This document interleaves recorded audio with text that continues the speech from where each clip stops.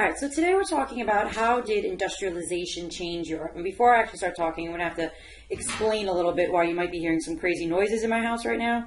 Because right now, downstairs, my fiance Steve is working on ripping down a wall. So if you hear any strange banging or nailing or whatever's going on right now, I don't know if you can even hear it. That's what it is. I'm sorry, I apologize. There's nothing I could do about it. I'm trying to hide upstairs, but you can still hear it. All right, so today we're talking about how did industrialization change Europe. We already spoke in class on Monday. Why did Britain industrialize first?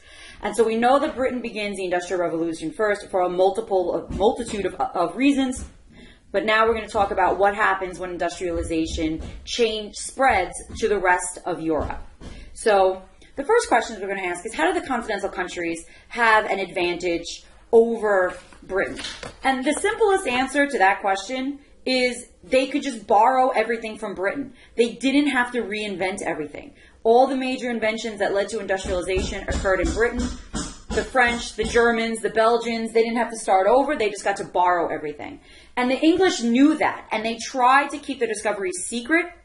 And until 1825, artisans and skilled mechanics could not leave England. But a lot of them knew that they could get a lot of money for their knowledge outside of England. And so they found ways to sneak out of England, and the information got out. Another difference between the continental, meaning the rest of Europe minus the UK, is that in England, the banks were private partnerships. And investors tended to be very conservative because if they invested in a new factory or a new venture and that venture failed, they could lose everything. But on the continent, banks were corporations where you had limited liability. You had multiple investors, each just owning a small stock in the company. And that meant that they had limited liability, and so it encouraged greater risk because you weren't going to lose everything. You're just going to lose your investments, which might not be that big. Also, in 1815, the continental countries, mainly France, Germany, Netherlands, Belgium, those are the main places where we're going to see industrialization spread to on the continent next. They set up protective tariffs and encouraged the building of roads and railroads and canals, and they really tried to kind of catch up to Great Britain and push for industrialization. But the next question we're going to look at is, how did industrialization affect the position of the working class? Because this is going to be the new group of people who are going to develop as a result of the Industrial Revolution. We know from doing our little exercise with drawing our little village that people started out in these little villages. They got pushed off of their land because of the Enclosure Acts. They came to cities looking for jobs. They found jobs in these factories, and they became the new working class. So now, initially, artisans and skilled workers had a lot of opportunities. And there was movement that was allowed within in the beginning of the Industrial Revolution, meaning it was possible to be like a skilled artisan, work your way up, get your kids the proper education, and afford for your family then to jump into the middle class at the beginning of the Industrial Revolution, especially because spinning became mechanized first and weaving became mechanized later. So in that gap where spinning was mechanized and being done by machines, there was a huge need for weavers who could then take that now mechanized, machine-made yarn and spin it and weave it, into cloth, because that wasn't mechanized yet. So those weavers were the best paid workers in Europe. They were making a ton of money. They were investing that money in things like education for their children, and they were able to make the jump into the middle class. However, as the Industrial Revolution goes on, that gap shrinks. The working class becomes kind of set as the working class and becomes very hard to make the jump from the working class into the middle class, especially once weaving itself becomes mechanized. And then those weavers went from being some of the best paid workers in Europe to being essentially unskilled laborers and getting paid a fraction of what they originally used to be made. And so that little window of opportunity closes pretty quickly. So the working class was affected because you went from being a skilled artisan who was valued for your skill that you had and the trade that you could do to being replaced by machines. There was actually, as a result of that, there was a whole group of, there was a whole movement called the Luddites. And the Luddites rejected in all these new these new innovations with industrialization, and were like breaking the machines, and they wanted to go back to the old ways. So how did this new factory system actually affect the working class? And when we did that little exercise with our little village, we talked about how these beautiful little simple bucolic villages, with clean air and fresh running water, became eventually these dark, gross, industrialized cities. And you can kind of see that here. So the conditions for the urban poor were much worse than when they were agricultural workers. The early factories, most of them were cotton mills. The people were really originally reluctant to work in them because the day would be so regulated, they would have to keep up with the machines. And, farmers and cottage workers during the cottage industry, they were kind of used to doing things at their own pace. They wanted to take a break. They wanted to kind of slack off one day and, work the next day double as hard to kind of make up for it. They could. But now with the factory, everything is regulated by the factory bell. And you are at the mercy of the machines, and you're at the mercy of the time clock. And a lot of people didn't want to do this. And so originally, the people that they looked to work in these factories were pauper children, really, really poor children, usually referred to as foundlings, basically, why can't I speak today? I'm sorry, orphans, who were essentially semi-forced labor. Like they weren't working in the factories by choice. They basically lived in orphanages, and their orphanages farmed them out and forced them to work. And these little kids had no choice. Originally, the factory owners would actually hire a whole family as a unit. And the head of the family, usually the father, would get all of the money, and he would negotiate how much it was going to be for his wife and children and himself to work in the factories. And originally, this made factory work a lot more bearable for the people. And the parents didn't mind working all these long hours if their kids were there with them and they can kind of look over them and watch over them.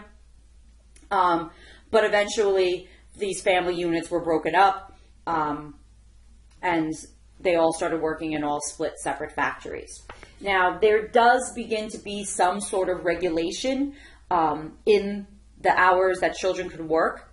And we kind of saw this with the Factory Act of 1802 in England, which was the first one that was regulating these foundling children or these orphan children. But the Factory Act of 1802, as we talked about in class, didn't really have any effect because there was no inspectors going around to make sure that these things were actually being enforced.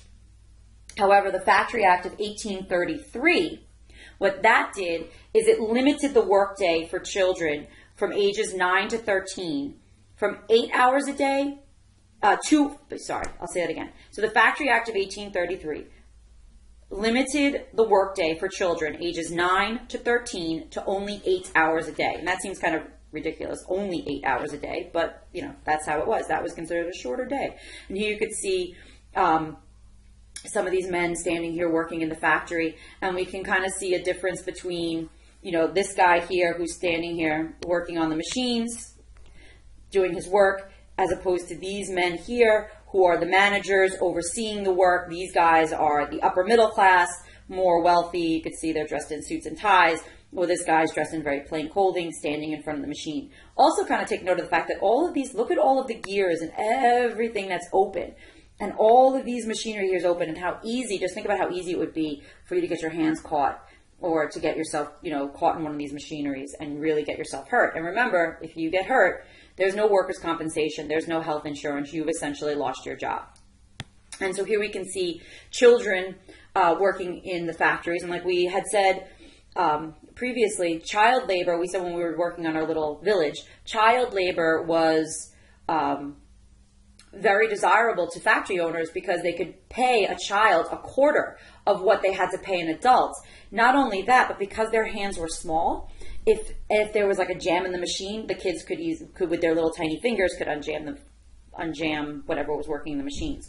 And if we look at this picture, let's just take note of a couple of things here. First off, the poor kid has no shoes on. So the kid's working in this factory, and look at all the stuff that's on the ground, no shoes on.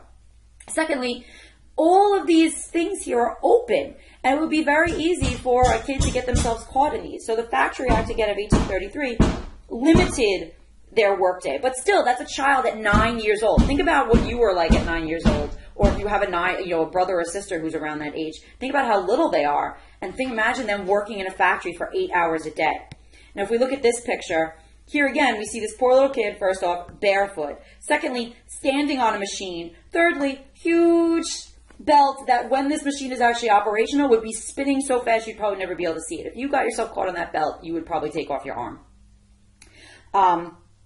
Now, also in the Factory Act of 1833, children from the ages of 14 to 18, so that would be you guys, you would fall into that category, you were limited only to a 12-hour workday.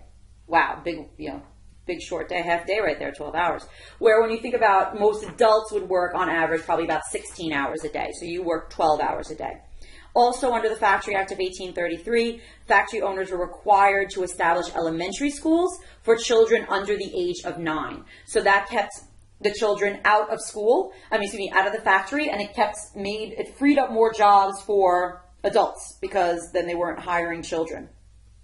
And if we see in this image here, we see this little girl working. Seamstress work was a work that was typically considered suitable for young girls. And so you see her working here. I think she's kind of sewing pantyhose. I didn't mean to move that. You can see her sewing pantyhose. You can see the bare light bulb. Now this is a little bit later because they have electricity. But before electricity, these girls would not have had an electric light bulb to light, that they would have had candlelight. They would have worked long, long hours. Many of these girls who were seamstresses, who eventually became women who were seamstresses, would go blind over time because of how difficult the work was, trying to sew these straight little lines of stitches and how intense the work would be. And here we can see this is a whole host of young boys going off to work in the coal mines. Now in class, we're reading a testimony before the Sadler Committee, which was testimony that was gathered prior to the passage of the Factory Act of 1833. And so there was a lot of realization that this was not good for young kids. Also, we're going to read about Sybil, which is a novel about what it was like to work in the mines. And so here we can see what some of the work in the mines was like. They would have to drag the buckets of coal up almost as if they were animals. So you could see this, and this is actually a girl. She has chains wrapped around her waist and wrapped around her legs, and now she's using that to pull this bucket of coal up through water to pull the coal up to the surface. And so here we can see, again, what this kind of looks like. So the shafts would be not high enough for you to stand up as an adult. Kids would work in these mines 14 hours a day before there was any regulation. We also talked about this when we did the urban game. And these kids would be stunted because their years of growth, their fundamental years of while they were growing, was being spent hunched over in these mines, and it stunted their growth. Here we can see a bunch of kids. These were kids that would work in the factories and how they kind of reacted. This is going to kind of fall into play when keep this picture in mind when we read, or after we've read A Defense of the Factory System by Andrew because talking about how the children were kind of almost like animals, and they're feeding them out of, they're feeding them out of a trough. That's what you feed a pig. So they're treating these children who are working these, grotesque amounts of hours every day. They're treating them like animals. And if we look in this picture here, notice these are all kids this poor child here has no legs. This child is missing a leg, missing a leg, missing a leg, missing a leg. This kid's legs are all deformed. This kid's missing a leg. This kid's all deformed. And so a lot of these kids would become handicapped from work in the factories or work in the coal mines, and then now they're completely unemployable for the rest of their lives. And so that puts them into another really bad situation. And so here we could see how some people viewed this. These are children being depicted as being on a slave ship rowing for big, huge, nasty greed. So these are the children, are victims of the greed of these factory owners. So now the next question is, how did industrialization affect the sexual division of labor? Now, when we think of traditional families and we think of the man going out and being the primary breadwinner for the family and the woman staying home and caring for the children, that really comes to play in the 19th century as a result of the Industrial Revolution. Prior to this, when you were dealing with the cottage industry or you're dealing with a farming family, the husband and the wife worked alongside each other. The woman was out in the fields. The woman was spinning thread, and she was working alongside her husband, and they really were an economical unit. Yes, she was caring for the children and doing the most of the cooking, but she was also helping out in the fields, and they were also kind of all working together.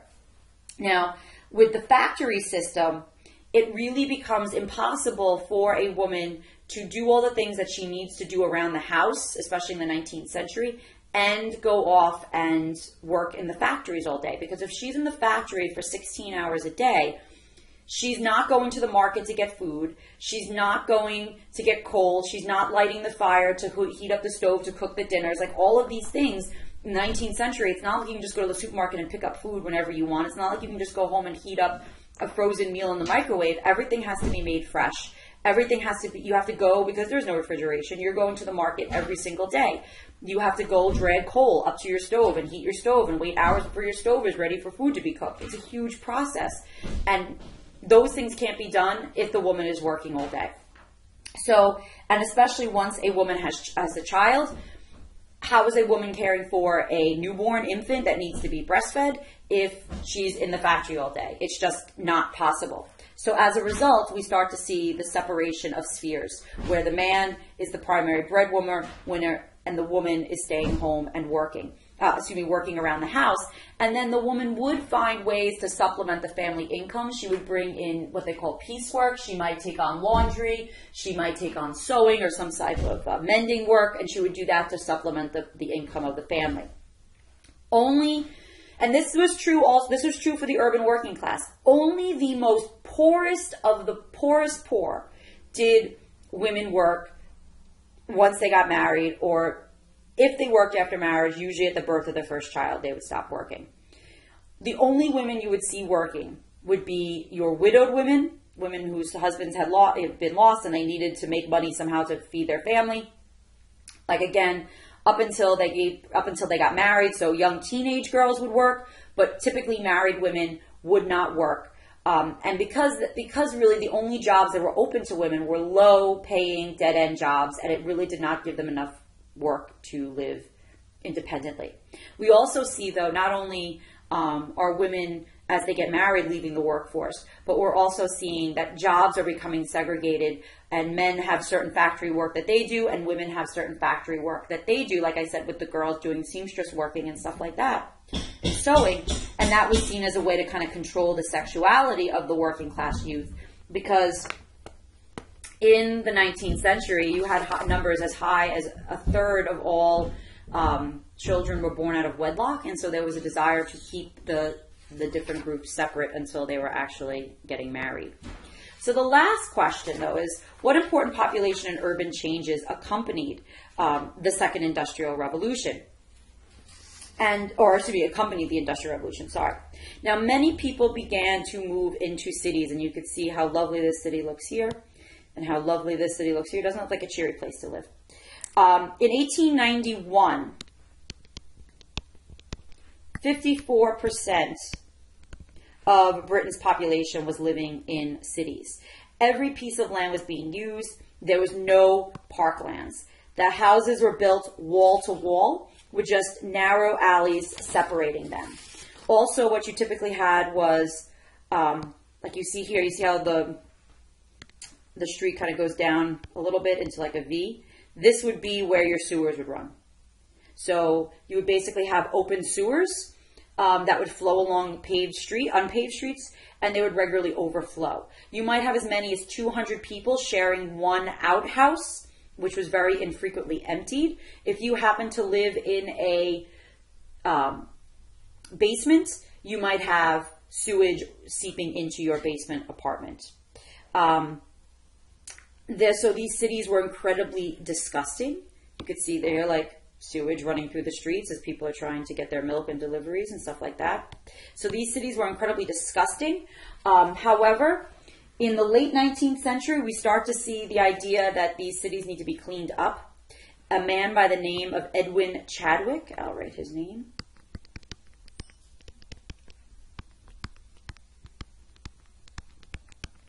came up with something called the sanitary idea.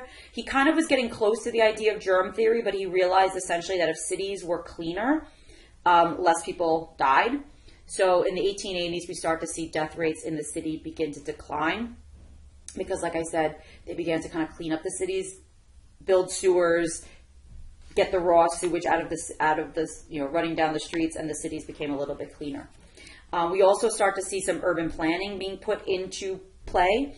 So Paris, for instance, under Napoleon III was completely rebuilt with urban planning in mind, kind of like not what we were doing when we were doing our little village simulation where everything kind of got chaotic. It was actually people like, he basically tore down all of Paris and rebuilt it in a way that made sense.